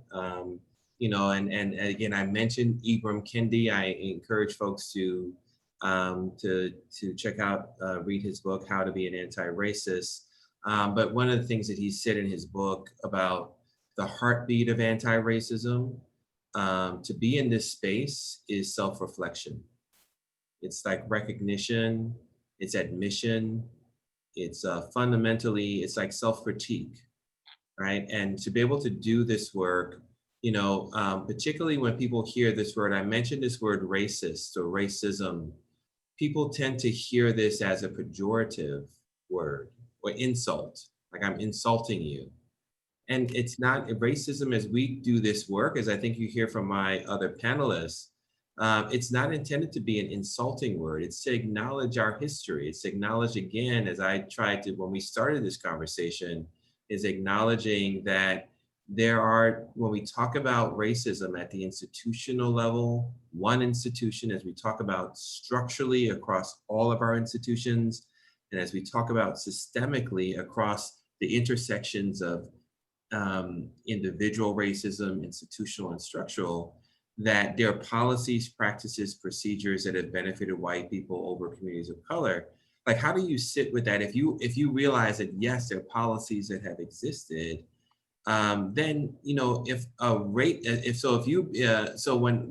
when you talk about anti-racist and someone's saying you're being racist, you know, it's like, how do you sit with that? Because are you reinforcing those policies? It's what it's saying. It's not intended to be pejorative, right? And I think that's important to say, you know, because a racist, when they're called a racist, you know, charged with racism, will say, I'm not a racist, no matter what they say or did. An anti-racist, if you're anti-racist, would be willing to confess and recognize what you just said or what you just did was maybe in fact racist, right? And so I want to just name, because it's a hard space to be because of how we've been programmed as we talk about this. And so I want to name that because of how we've been having such a wonderful conversation. But the other piece of what I want to name that I don't think we have named as well, and I appreciate it kind of coming up a little bit here as we talk about the intersectionality of this conversation. So while race is still the primary predictor of one's success, as I've talked about earlier, racism still overlaps with classism and sexism and queerphobia and ableism to produce these kind of compound inequities, right? And so the work is, well, we must still do the work that includes race, class, gender inequity, sexual orientation, and disability to identify the compound inequities and measure the impact of policies to promote the intersectionality of racial equity, right? And so we haven't named that, but I do think that that's also an important thing to really realize that this work is not isolated from one another. It's still also very intersectional to all these other conversations that are being named, right? And so I don't want people to walk away feeling like we only need to be focusing on racial equity. It's understanding the intersectionality, particularly as we think about when, about how policies are played out and how we think about policies, whether we're talking about like housing policy that benefits poor Black men may not benefit poor Black women, right? And a housing policy that benefits poor Black women may not benefit poor Black disabled women, right? And so it's still important to understand that there's a lot of intersectionality around this that we have to also hold. My goal is not to complicate it, but just to acknowledge it, that this work is still very intersectional in the work that we're doing as we're sitting with this, as you're hearing the importance to lead with race, but still understand the intersectionality of the work that needs to happen.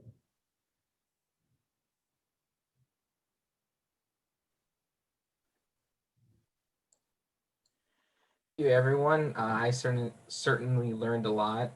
We want to have some time for Q&A. Or commentary, if you don't have questions, if you want to speak to some of your experiences, this would be the good time. You can just talk, or if you want, you can type in the comment and then I can read it.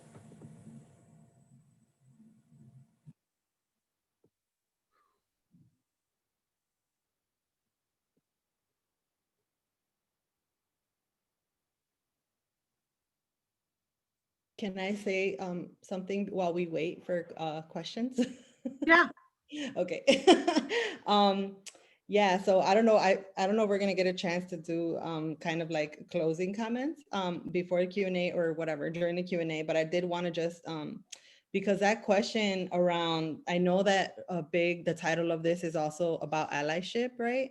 And I feel like I just wanted to center that again because I guess kind of it kind of goes with what I was talking about when it comes to censoring folks of color and the harm over intention in these conversations. But I do feel like one of the things that I guess another caution that I always like to share is that and this is kind of what I like, because I know at the end you guys are gonna have like a what do you commit to part, or like what, but my point is that I feel like dialogue that's not coupled with action or tangible steps, or at least some type of commitment to something, is like, it can be problematic sometimes. So and I know I mentioned I'm from Oak Park, and that's one of the things that I think has been really frustrating for me organizing in Oak Park. Oak Park loves to have dialogues, a lot of dialogues. And a lot of times people of color will walk out of those dialogues feeling extracted, feeling re-traumatized, and feeling exhausted from having to reshare a lot of the trauma that comes from racism. And so I feel like it's like, I guess, as you all continue your journey in your anti-racist journey, just kind of remember that it's important to always couple your dialogue with some type of tangible action, because we definitely want the folks of color to feel seen, to feel validated, and to feel whole, right? When they leave those spaces. I feel like so often we center like white folks kind of like starting to dismantle the racism. And I feel like that's definitely something to be happy about, and that it's really powerful.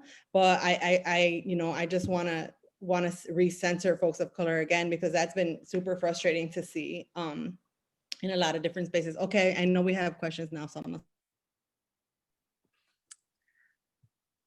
I don't see any questions come in. So while Dennis said something. I think Dennis's hand was up. I saw it earlier. I don't know if he still had a question. Oh, okay, Dennis. Yeah, Cynthia, do you feel frustrated by this meeting? Oh, no. I feel happy. I mean, I feel like y'all did a really good job choosing the panelists, because let me tell you, I have been in meetings and in conversations where they're not productive. And I feel like this, what Leon had mentioned around holding grace is super important. I feel like we're doing an excellent job of that particular norm. So no. Short answer is no. I feel very honored to be part of this conversation. So I feel like this has been very well structured. So thank you for the organizers. Thank you. And just to note, we usually try to, because we have like, this is a 2-hour program. So we like to dive in deep into the content and immerse ourselves in knowledge. And then come spring, we ask you guys, we give you homework, we ask you to come ready to do work, and then we give you assignments and commitments to follow through on. So come spring, be ready. Tobin, if you could give us a closing statement. And if any of you would like to ask a question, share it on the chat, or you could raise your hand as well, or wave around. Sure. I don't know that I have a lot more to add at this juncture, other than to say the theme of persistence is absolutely critical. I was talking with an organization that we may be working with in New York City in an interview that they were assessing our what we have to offer them. And one of the questions I got, can you give us an example of an immediate step that an organization you've worked with has taken that's made an immediate change? And my answer was no, we don't do that kind of work. We're really not that interested in what you and an organization are doing a month from now. We're sort of interested in what you're doing 6 months from now. What we're much more interested in is what you're doing a year from now, 5 years from now, and 10 years from now, because that's where the effective change happens. And equipping your towns, your institutions, your organizations to do that long-term work is what's going to be transformative. It's not the 1 month out stuff that we want to do. We want to put place that what we need internally to equip ourselves for that long-term work across time. And I'll simply otherwise say I'm absolutely honored to be a part of this conversation, particularly to be included with such a great group of co-panelists. Thanks both to Cindy and Leon for your grace in allowing me to be part of this.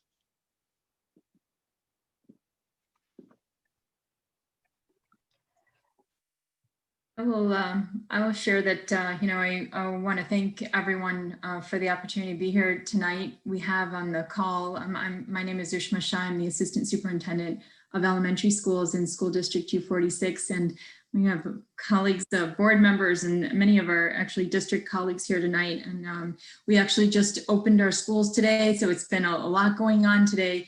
And you can't imagine actually a better way to end the day. Thinking about the issues that have been raised here about abolitionist teaching, about anti-racism, and about slowing down to make sure we know what we're talking about when we use these words, and that the references to, to community agreements when in our spaces, and how do we use those to center voices, and what are we measuring? I love this reference to measuring based on look around the table, who's there? And actually it's not only who's there and who actually holds the power. Lots of things that have emerged here in the discussions have a lot to offer all of us, no matter what organizations.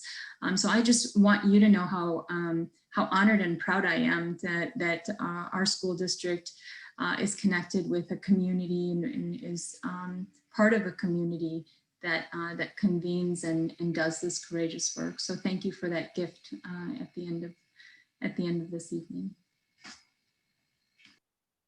Thank you so much, Ushma. Leon, would you give us closing commentary? And again, if you have any questions or commentary that you want to give on the chat, or if you want to raise courage, raise your hand or wave around. So I just want to express my gratitude to everybody for being in this space and willing to, allow yourself to be able to sit with and to engage in conversations. I just want to acknowledge that this work is a journey. I do this work across the country, and I never know what I expect when I'm walking into a room. And I just so appreciate the Hanover Park here for creating this space and all the work that you've done prior to this, your commitment to this space. So thank you for your willingness to be wanting to continue to lean into this space. And I think part of the challenge for us is how do we disrupt our normal thinking, knowing that all of us, if I'm just going to name it, all of us have processed race all of our lives. To a person, all of us have. Right, but we've been taught not to talk about it, And if we really think about how our brains work, and we didn't spend a lot of time talking about bias, but if we understand how our brains work, most of our brain activity happens in the unconscious space. And so we have learned to understand race without ever having to talk about it. But everything that we have done in how we have lived, because we haven't talked about it, has really informed us, most of it in the unconscious. And so our ability to create more of these conscious spaces are so important so we can disrupt that, right? And what we need to do to challenge ourselves. And it's hard because most of us don't want to lean in because you're worried about what you might say and whether somebody might challenge you and how you might feel and being uncomfortable. It's hard, you know, and being on this work, doing this work. I mean, I get challenged all the time, but we got to be willing to lean into that space if we're going to do this work, if we really do want to disrupt that. And that's that disruption space that I really hope that folks are willing to try to figure out what it means to lean in and what that looks like. And so excited to be a part of this journey that you guys are on as you're really trying to figure out how you create these spaces to disrupt that. So thanks again for allowing me to be a part of this space. Hope we have chances to continue to stay engaged and be connected. Thanks so much. Thank you, Leon. I see Lisa Jackson had a question in the chat. Lisa?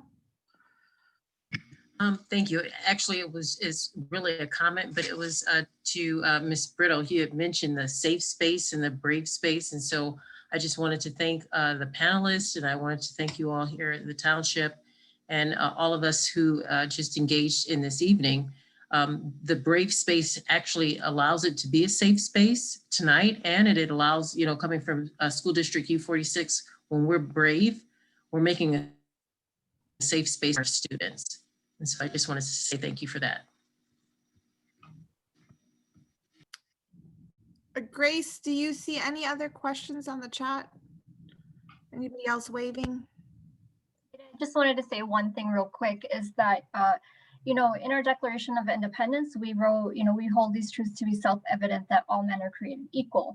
But when we talk about, you know, racial equity, a lot of times it's treated as, you know, something extra, something not necessarily incorporated into our government, our institution, just being part of American. And so I just wanted to bring that up. So when we have an important piece of document that says all men are created equal, you know, we need to recognize that that means, you know, we incorporate it into our government policies from local, state, federal, all the way. You know, when we were talking about the ordinance that, you know, we were creating, one of the things I heard was that, well, social justice is a new thing, you know, that's coming for that cities are dealing with. And then, you know, I asked the question, how is it a new thing, and why is this considered social justice? You know, we are just trying to serve every single person in our community, which we were not doing up until now. So I just wanted to reframe how we talk about it, you know, within our institutions also. Thank you. Hi, I see Dennis has his hands raised. Hi, Dennis. Hi, a slight thing. All people are created equal. That's the yes. Minor miss in the founders there. They were still working through some of the kinks. I put in the many kinks. And then we also have a question from Roberto Sepúlveda's. Commissioner Kevin Morrison spoke to allocations that Cook County government has made. Do we have specific dollar amount that is coming from Hanover Park budget? We just went through the budget recently, and so we are working with our social services that we're serving. We're working with our social worker to see, you know, which institutions are serving our residents, to rework, you know, some of the work, some of the budget allocations that we've previously given, you know, to make sure it's more aligned. That's one. And then also, I think within our police and then our HR budgets, we are looking at it from that lens to make sure that, you know, whether we're training people or whether we're, you know, restructuring so we have increased transparency, or we need to do policy shifts. So that's within the budget. And then we also are going to go through the strategic goals discussion next year. And that's one of the top priorities that we have, that we, that we will try to incorporate into the strategic goals too. I would say, being a part of the board, do I think that it's embedded in our budget as a whole? No, I don't. Are there many opportunities? Yes. I think as we move forward and, as we stated here, how do we really, I took notes of budget appropriations, Tobin Shearer said, and you show me where your budget, I'll show you where your values are. And so there, in my opinion, there are still a lot of changes to be made and budget allocations to reflect our true values in our budget. So, and that's a very extensive conversation, but it comes from where we tax to where we fine, not just on where we allocate. The other note that I made is who will bear the burden? I think that's another thing that we need to consider, who bears the burden. And if I learned anything from the Black Lives Matter movement, is to really look at, how we find our residents that are most marginalized, that are really going through situations that are very challenging, and we find our way as a way to bring in revenue without always fully taking into consideration how that might impact real families. Leon, were you going to add something? I see in the chat. No, I was appreciating the point about the all men are created equal, the reality, the values versus reality, and just acknowledging the contradictions that we have so much in our country. When they created all men are, when that was written, that was 1776. It was Thomas Jefferson. It was a wonderful value. It sounded good at its surface. And as we think about the continued values, in 1776, they weren't talking about all even men. They were talking about white men who owned property. They weren't talking about women, as was Dennis was saying. And so we as a country have continued to wrestle with our values versus reality. And so that's continued to be a part of who we are, as we just named that. And so I was just speaking to appreciating that being lifted up, as we lift that up as part of the continued journey we're on. And I shared while Leon was speaking, one of our polling questions, can your organization move 1 or 2 steps in the continuum? Is that something that you can commit to working towards now that you have an understanding? So I am going to give you guys 10 more seconds and then move on to our next polling question so that we can close out our program on time. All right, and that brings us to, okay, so good. I'm glad all of you see an opportunity for progress, 100% actually. And then we'll move on to our third question. Our third question, can you read that, Dennis? Will the concepts that you learned during this presentation assist you in improving anti-discrimination efforts in your organization? A great deal, a lot, a little, not at all. Okay, we've got 51% of the vote there.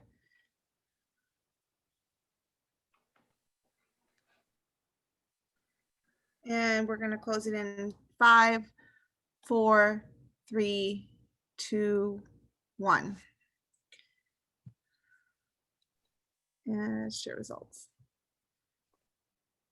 Okay, so we've got a good number of a great deal, a lot, a couple of little, which, that's cool. We'll strive to do better next time. Stay tuned for the stakeholders meeting so that we could put some action behind the lessons that we learned today. As a closing statement, I want to thank you all so much for sharing the last 2 hours of your evening with us. For me, as the chair of the Cultural Inclusion and Diversity Committee for the last 2 years, it has been really quite a pleasure to lead such an amazing team of people that are dedicated to sharing their perspectives. As residents of Hanover Park, we try to create an inclusive environment, and you should know that this program is very much led by actual people that live in Hanover Park, that come from very diverse parts geographically and also within their journeys in Hanover Park. So thank you all, committee members, for participating. We started this 8 years ago, and for myself, I'm one of the founding members of the committee. I started this journey well over, I think, 14 years ago. 14 years ago when we started the committee in I think it was 2007. So someone do the math for me there. But when I became elected, it was really important for me to really make this committee be a committee that wasn't just about celebrating our diversity and our culture and our foods and our dance and our song, because those are treasures that we share with the world, but more than anything about really sharing our perspectives, sharing our values and what our interests are as residents of Hanover Park. That is the value that I see in inclusion and leadership, and not just having our diversity acknowledged, because that's just fact in Hanover Park. We are a over 60% community of people of color, and I am quite proud of that. The next step is to make sure that the leaders that are a part of our community are represented, that are valued, that they are upheld, and that they are included in the process of making decisions and holding power, because I am not afraid of holding power. I believe that power with integrity can be a very, very positive agent for change. So thank you all so much for joining us tonight. Yay.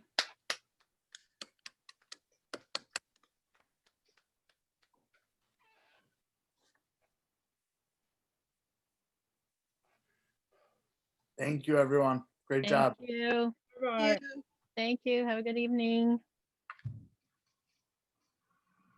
Good night. Good night.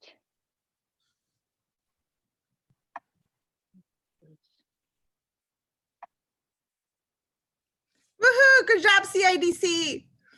Woohoo! We're the last ones here. Thank you, Gurmeet. Woohoo! Are you there? You gotta unmute yourself. Still here. Okay. It was great. Thank you so much. That was really great. I think a lot of people stayed for the whole program. Yes. So I think that's a good sign of good programming. And I think the conversation was a little static sometimes, but overall, like, people were started to roll in. I thought the chat would be more active, but Me too. yeah, I don't know what happened there. I kept asking for questions. I know you did a great job, Grace. It wasn't active. It was non-active, not for a lack of your trying. So you did a really good job at that. Well, we got a couple in, 2 or 3. That's it. There was an active discussion. Mm-hmm. When I see a good meeting, at the end of the meeting, new stuff comes out.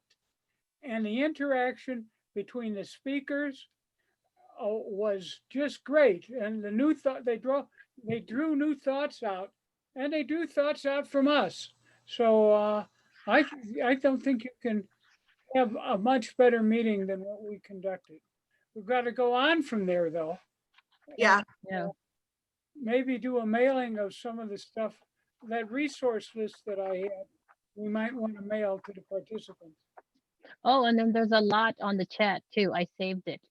There's a lot of resources on the chat, like a lot of links that people posted, And, articles. yeah, and as soon as you get this done and into a form, send me a link in the email, and I will post it on ACES Connection, because this is a model that people could use for inclusion.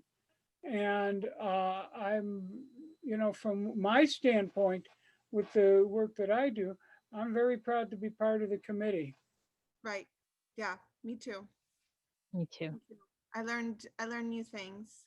Yes, I did.